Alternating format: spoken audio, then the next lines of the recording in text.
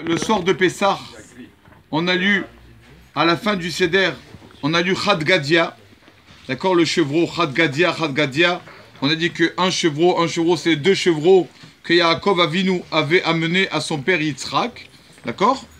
Et donc dans ce psaume-là, dans cette chanson-là de Chad Gadia, on mentionne le chien, Veata Kalba, le chien est venu.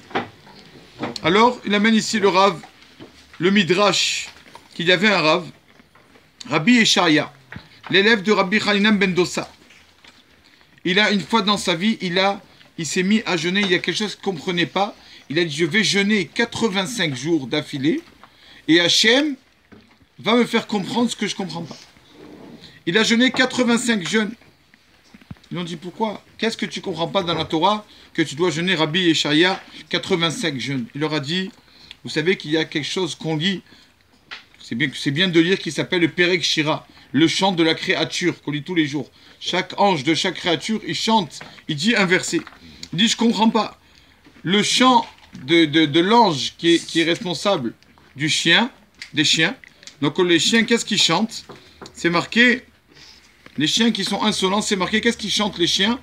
Bo'o nishtahave v'nichaa nivera lifne Adonai. Venez, on se prosterne devant Akadosh Baruch Hu. Il dit, je ne comprends pas. Les chiens, c'est quelque chose d'insolent. Comment un chien, il peut chanter, venez, on se prosterne? C'est pas la nature du chien de se prosterner. Et donc, il dit, j'ai jeûné 85 jeûnes pour comprendre. Bon, alors, tu as compris? Alors, il a dit qu'il y a un ange du ciel qui lui a dit, Yeshaya, jusqu'à quand tu vas jeûner comme ça? C'est comme ça, tu n'as pas besoin de tout comprendre. Bon, comme tu es l'élève de Rabbi Chaninam ben Dossa, alors ça va, on va te dévoiler la chose.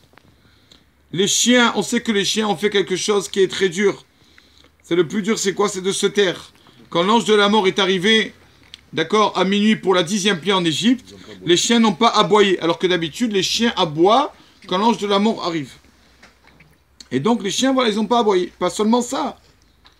Vous savez qu'avec l'excrément des chiens, on travaille la peau des Sefer Torah, des Tefilin, des Mezuzot. D'accord? Pour écrire Sefer Torah, oui, le parchemin, quoi. L'excrément des chiens, parce qu'ils se sont tués. Alors, Rabbi Yeshaya, nos sages disent, qu'est-ce qu'il a?